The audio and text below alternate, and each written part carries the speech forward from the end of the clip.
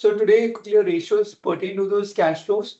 Now these numbers we need to find out using the formulas we discussed yesterday, right? Yeah, the CFO we did, where we said CFO is your cash flow from operations, right? So all these numbers of CFO are relevant to compute certain ratios that will give you an idea of the cash flow of the company. Okay, so which are the main cash flow statement ratios? First one is operating cash flow ratio. Now remember, operating cash flow is a CFO, and its ratio means it is as a divisor to the current liabilities. So CFO upon current liabilities is called operating cash flow ratio. Please learn these formulas well. These are a little tricky to remember. Free cash flow yield is free cash flow upon market cap, which I'll come to later on free cash flow. Cash flow margin, anything to do with margin. I remember I told you it was margin means it will be sales. So cash flow margin means cash flow upon sales. Which cash flow? CFO, as usual. CapEx coverage also is the coverage on your CapEx. So it's CFO upon CapEx, right? How much it covers the CapEx. Cash conversion, this I already know, it is there in a different formula, which is days of inventory, debtors, and AP.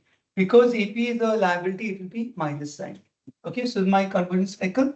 And last, cash interest coverage means how much is my cash interest covered by, right? So it's basically CFO plus cash interest paid. Remember, CFO is after cash interest. I added back, I want to check the coverage of cash interest only. So CFO plus the cash interest upon cash interest gives you the coverage of the cash interest. Clear that? Okay. So these ratios give an indication of the strength of the company in terms of generating cash to meet the liquidity requirements. Okay. So don't have to worry about the concept because that comes a formula. Learn the formula well, because every formula has CFO, but you have to also know how to compute CFO, and every formula links to a different divisor like CapEx. This is important, cash interest, and so on. Just so quickly, as they tell you how do the companies service the debt. Servicing debt comes from always interest and repayment, right?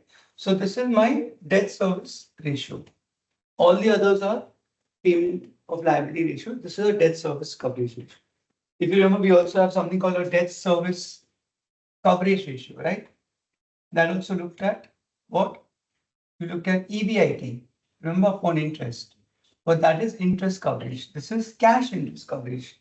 In interest coverage, you look at EBIT upon interest. Here you look at CFO upon interest.